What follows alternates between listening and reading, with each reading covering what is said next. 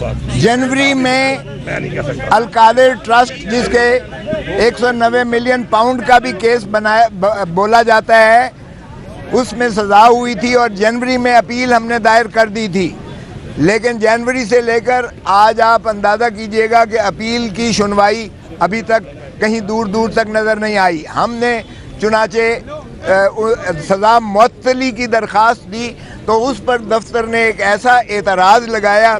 जिस पर हम ने आके एहतजाज किया, तो चीफ जस्टिस साहब ने खुद उस एतराज़ पर कहा कि गैर इल्लीगल ऑब्जेक्शन ऑफिस ने दफ्तर ने गैर कानूनी एतराज़ लगाया है और उस एतराज़ को दरखुर करते हुए उन्होंने हमें तारीख़ दी कि ये फ़लाँ तारीख़ को लगेगा बुध वाले दिन। लेकिन बुध वाले दिन भी दफ्तर ने उसकी तकमील न की। अगलबन समझ नहीं आता है कि क्या दफ्तर चीफ जस्टिस साहब के जो है अहकामात के ताबे है भी या वो अपनी मनमानी करता है और किसी और के अहकामात पर चलता है। बाहर कैफ हमने फिर सारी पार्टी ने आकर इसी तरह एहतजाज किया कि जनाब आपने तारीख़ दी थी और तारीख़ पर क्यों दफ्तर ने नहीं लगाया। उस पर उन्होंने जो है फिर हमें तारीख़ दी, जिस पर जो है फिर तारीख़ लगी और नोटिस हुआ। हमारी जो है जो पटिशन थी उसको मोशन में लगाकर मुअत्तली सज़ा की जो है उन्होंने दरख्वास्त दी और दरख्वास्त हमारी को मंजूर करते हुए, समाअत के लिए मंजूर करते हुए उन्होंने फरीक दूसरे को नोटिस दिया। और नोटिस के बाद आज की हमें तारीख़ दी हुई थी, जब हम पिछले यानी बुध को आकर सारे पेश हुए तो आज की तारीख़ थी। लेकिन फिर दफ्तर ने उस पर कोई जो है अमलदारी न की और चुनाचे आज हम फिर इकट्ठे हुए हैं आज इस्लामाबाद हाई कोर्ट के बाहर। और फिर हमने अंदर जाकर चीफ जस्टिस साहब से भी इस्तदा की, जिसमें खुद चीफ अलीमा बीबी उनकी हमारे former prime minister Imran Khan साहब की हमशीरा और हमारे जो है चीफ मिनिस्टर अली अमीन गंडापुर साहब जो है ये मौजूद थे, अली ज़फ़र साहब मौजूद थे, हमारे चेयरमैन बैरिस्टर जो है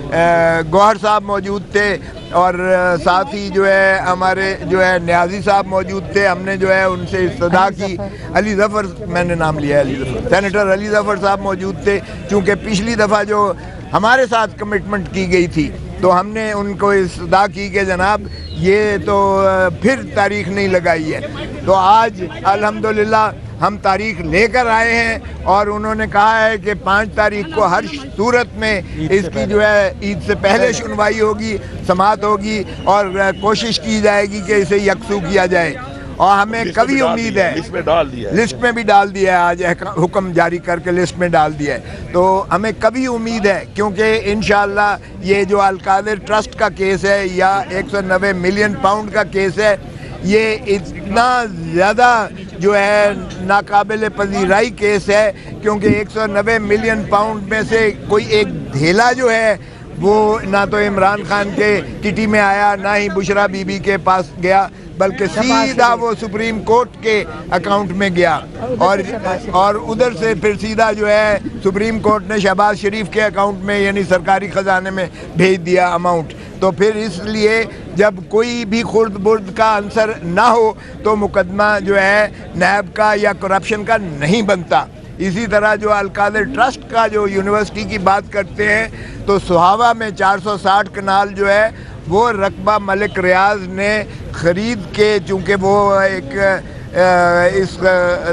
कामों में बहुत ज़्यादा वो इन्वेस्टमेंट करता है, तो उसने जो है वो यूनिवर्सिटी के लिए ज़मीन ख़रीदी, उस पर यूनिवर्सिटी बनी, उस पर यूनिवर्सिटी जो है वो आज